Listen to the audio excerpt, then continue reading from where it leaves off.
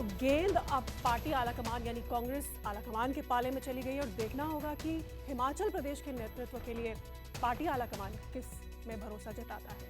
अगली खबर उत्तर प्रदेश से। कानपुर को 338 करोड़ की विकास परियोजनाओं की सौगात देने पहुंचे उत्तर प्रदेश के मुख्यमंत्री योगी आदित्यनाथ ने कानून व्यवस्था को लेकर सख्त बयान दिया है। पिछली सरकारों पर आरोप लगाया है सीएम योगी आदित्यनाथ ने और दो टूक कहा है कि बीजेपी की सरकार में उत्तर प्रदेश में अपराध बर्दाश्त कतई नहीं होगा।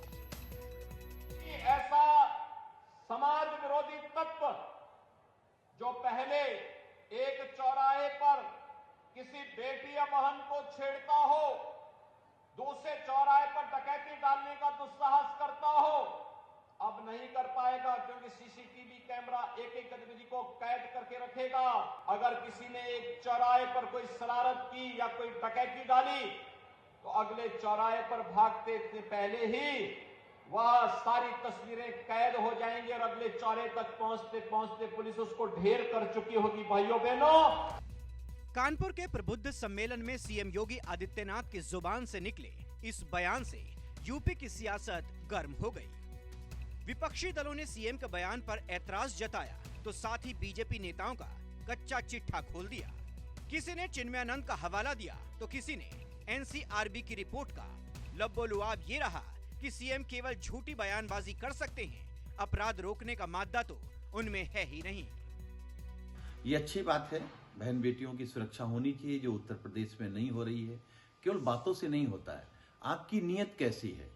जब चिन्मयानंद पर आरोप लगे तो यही सरकार थी जिसने पूरी ताकत लगा दी उनको बचाने के लिए। इसी सरकार, पार्टी की सरकार ने बलात्कारियों को जेल से छुड़वाया। तो आप पहले स्पष्ट करिए कि आप किस तरफ हैं, आप बेटियों की तरफ हैं या बलात्कारियों की तरफ हैं। भारतीय जनता पार्टी की सरकार और मुख्यमंत्री जी सिर्फ अपराधों पर पर्दा डालते रहे। क्या पर्दा डालने से अपराध रुक जाएंगे? हकीकत यह है कि उत्तर प्रदेश का जनमानस अभी सरकार से आज ही जा चुका है। सरकार के नियंत्रण में अपराध नहीं हो पा रहा है, अपराधी सरेआम घूम रहे हैं। उसी का परिणाम है कि 2 बजे रात को हाथरस में एक बेटी को आग जलाया जाता है। मैनपुरी और खतौली उपचुनाव में समाजवादी गठबंधन की जीत के बाद सीएम योगी का बयान ये संदेश दे रहा है कि उनका बुलडोजर अभी चलता ही रहेगा। राजनीतिक विश्लेषक भी यही कह रहे हैं।